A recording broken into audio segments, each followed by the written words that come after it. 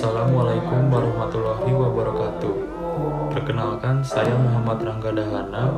Dalam video kali ini, saya akan mempresentasikan mengenai topik yang sudah ditentukan, yaitu tentang sistem demokrasi presidensial dan parlementer, serta bagaimana perkembangannya hingga hari ini. Video ini dibuat untuk memenuhi syarat UTS mata kuliah Studi Demokrasi dan HAM.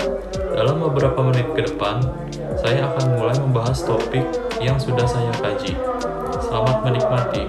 Pembahasan yang pertama, yaitu sistem demokrasi presidensial.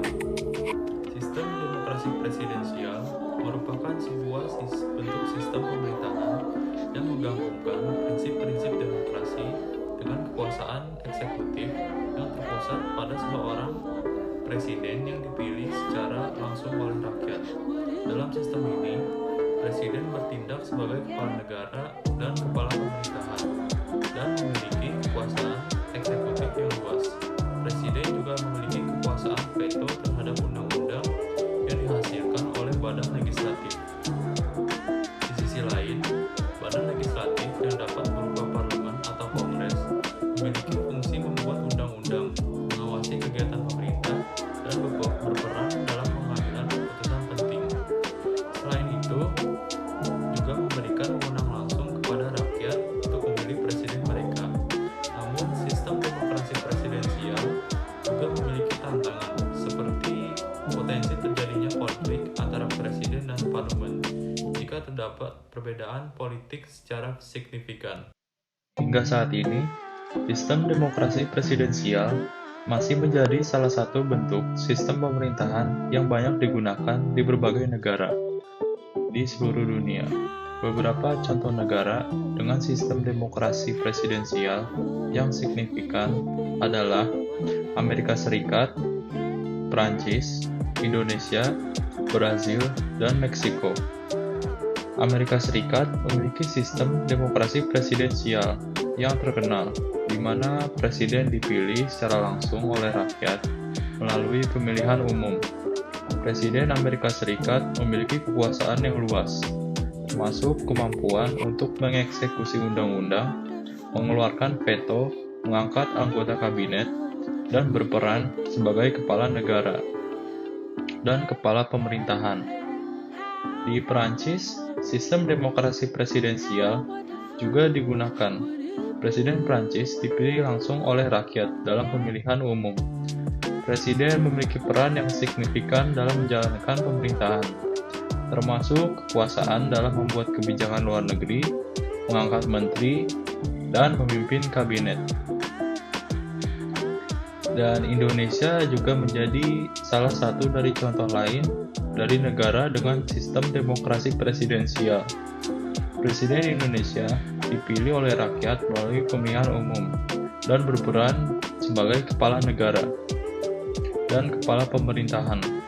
Presiden memiliki kekuasaan eksekutif yang meliputi kebijakan dalam bidang politik, ekonomi, sosial, dan keamanan. Di Brazil dan Meksiko juga menerapkan sistem demokrasi presidensial. Presiden di kedua negara ini dipilih secara langsung oleh rakyat dan memiliki kekuasaan yang signifikan dalam menjalankan pemerintahan. Namun, perlu dicatat bahwa banyak negara menggunakan sistem demokrasi presidensial. Ada variasi dalam implementasi dan detail-detailnya di setiap negara. Sistem demokrasi presidensial dapat berkembang dan mengalami perubahan dari waktu ke waktu, sesuai dengan kebutuhan dan dinamika politik setiap negara. Salah satu studi kasus sistem demokrasi presidensial yang menarik untuk dibahas adalah Amerika Serikat. Dikarenakan presiden memiliki kekuasaan luas dalam mengambil keputusan eksekutif dan menjalankan pemerintahan. Sesuai dengan amandemen ke-22 Konstitusi Amerika Serikat, seorang presiden hanya dapat menjabat selama 2 periode terpilih. Presiden mengajukan usulan kebijakan dan anggaran kepada Kongres, dan Kongres memiliki wewenang untuk menyetujui atau menolaknya.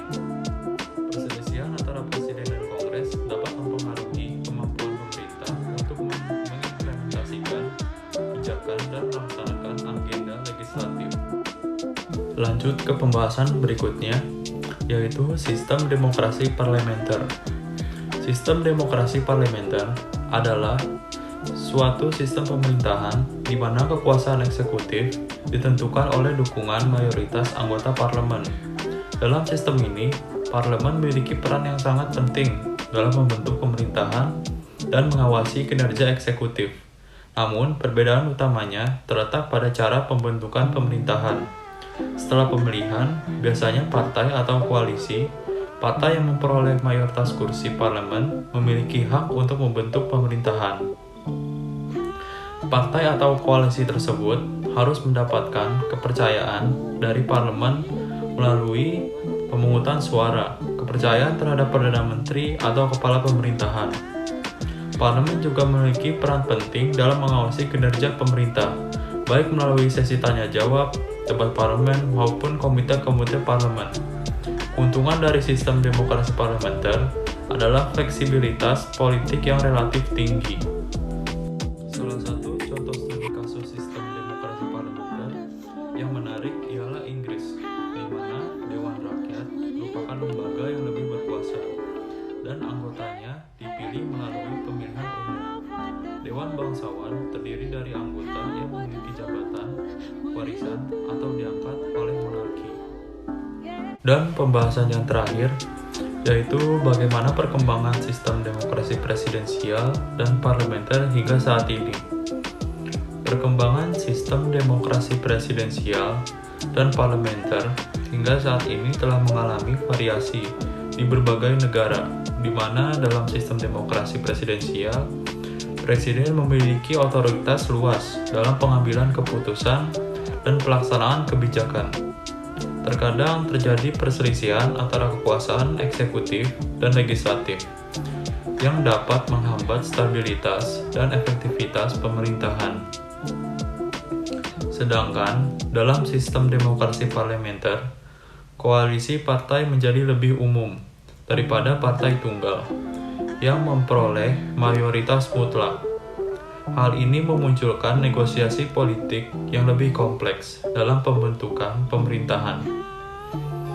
Mekanisme seperti sesi tanya-jawab, debat parlemen, dan komite-komite parlemen lain digunakan untuk meningkatkan akuntabilitas pemerintah. Jika pemerintah kehilangan kepercayaan kepada parlemen, partai atau koalisi baru dapat membentuk pemerintahan baru tanpa perlu pemilihan umum. Sekian adalah presentasi penyampaian materi mengenai sistem demokrasi presidensial dan parlementer dari saya. Mohon maaf jika masih banyak kekurangannya. Terima kasih. Wassalamualaikum warahmatullahi wabarakatuh.